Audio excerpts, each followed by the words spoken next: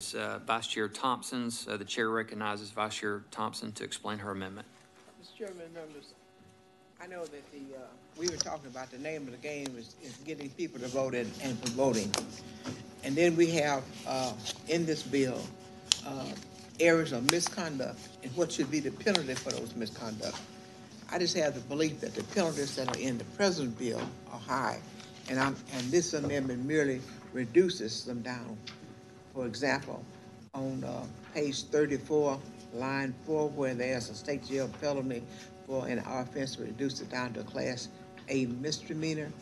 On page 36, line 20 to 21, the third-degree felony is reduced to a class A misdemeanor. On page 37, line 17, state jail felony is reduced to a class misdemeanor.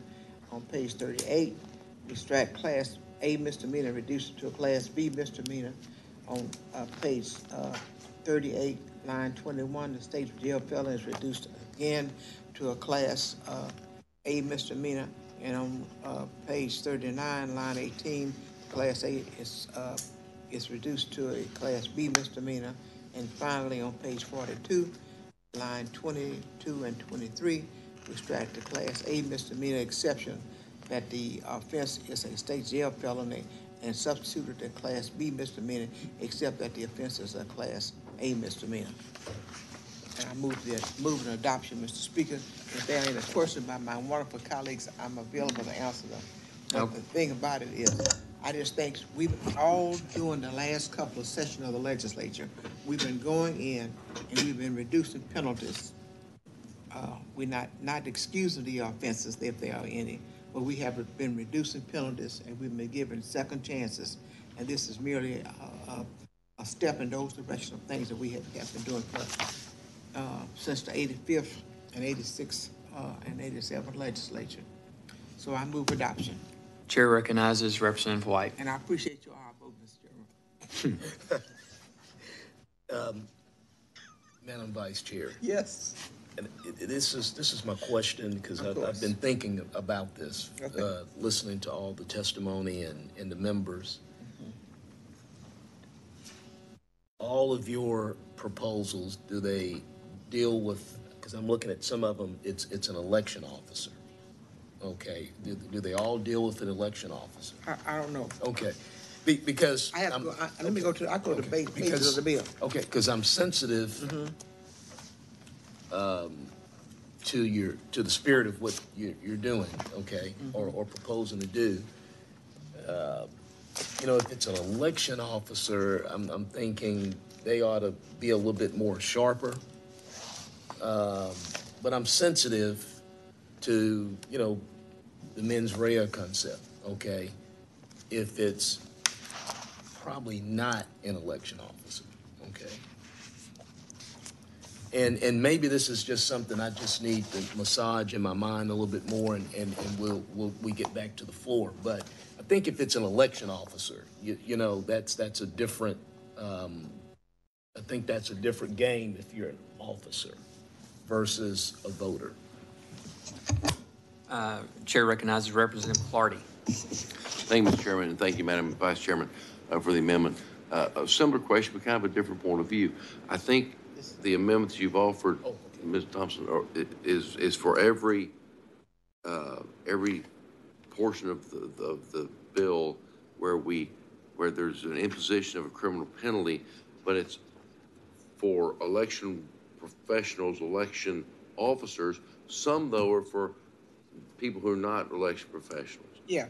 And what I'm doing is I'm just moving away from the penitentiary to right. And I understand. And I think I expressed earlier today that I have a concern for those people and that there's an attempt to criminalize behavior of people who are elected officers, some constitutional officers, and who should not be subjected to these heightened penalties because they are held to a higher standard at a different level at the ballot box. So here, I think I'm correct on this, and the chairman may be able to advise on this, having been through some of these committee amendments previously, that I think there's every member who wants to bring a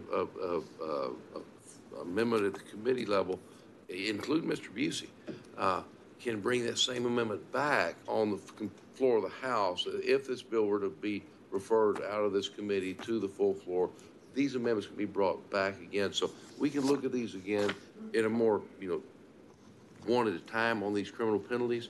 I just want to say I'm sensitive, and also, I've fought against in my service on the election committee criminalization of activity of people who are trying to do a good job, run elections, or participate in the election process at some level. So I appreciate the amendment, but I just want to confirm that we will be able to take these up again, either in the same amendment or one at a time at a later date should we go to the floor. Does that make sense to you, Madam Chairman, as the amendment author, and to you, Mr. Chairman, as the chair of our committee? And Representative Claude, I got your message through your questions that you were asking me. I picked up on that real quick. Thank you. Oh, anytime. Representative Moody. And I'll yield my microphone literally to Speaker Moody. Thank you. I'll be quick about it. So I know we're talking about multiple offenses throughout the bill. Did you reduce any criminal penalties that are applicable to poll watchers? I'll answer it for you. You did. No, because there are no penalties. Correct. Because it's at the discretion of if the police is called on, it's at the discretion of the police officer. He may not know what charges to even be applicable. So of all the people involved in the process, yeah, the only people we didn't create criminal penalties for in this bill are the poll watchers. Thank you for your amendment. Okay, any further discussion on the amendment? And And I Representative appreciate y'all all. Clardy, to your comment earlier, that's why I asked Representative Murr, did he have a copy of the amendments? Because I have a feeling that we're going to see some of these again, and frankly, I hope we do see some of them again. But I just think it's appropriate to give the bill author time to work with members beyond just having heard it here in committee today. Thank you, and so, regretfully, I'm gonna have to vote against your amendment. But well, it kills me. You don't even understand. It kills me too. I may not sleep for 2 days. And hopefully, But Representative, you get another chance. Charlie. You think it kills you? I served with her on lab.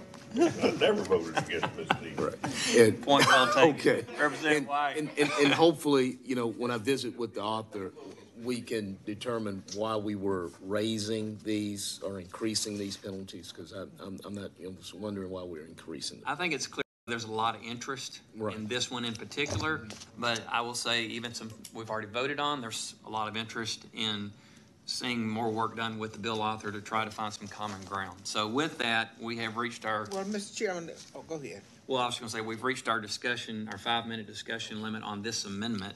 Let me ask this question. I want to work with the chairman, and he's been really helpful to me this session. And if I got my chairman over here who's going to work with me, and I got my chairman down there who's going to work with me, I'm going to withdraw my amendment and offer it on the floor. I think that's a good idea. That's what I do. Thank you. And then I'll work on it a little more. Even Brooks, Landgraf might even give me a hand. Representative Guerin, you don't have to vote against Vice Chairman. All right, so members, to be clear, the amendment by Vice Chair Thompson, Committee Amendment number 4, has been removed.